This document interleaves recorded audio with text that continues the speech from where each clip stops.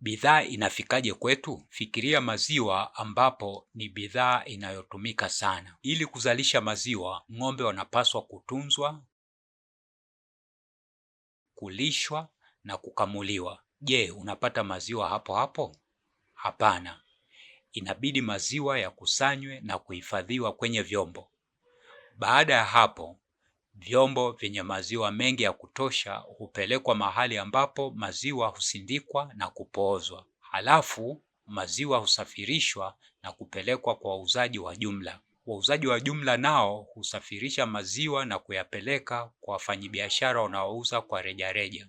Sasa unaweza kununua maziwa kutoka kwenye maduka ya rejareja au unaweza kuletewa nyumbani kwako. Mpangilio mzima wa hatua inazopitia bidhaa unaitwa mnyororo wa thamani. Kwa nini neno thamani hutumiwa? Thamani ya maziwa inabadilikaje kutoka kwa ng'ombe hadi maziwa hayo yanapofika nyumbani na jikoni kwako?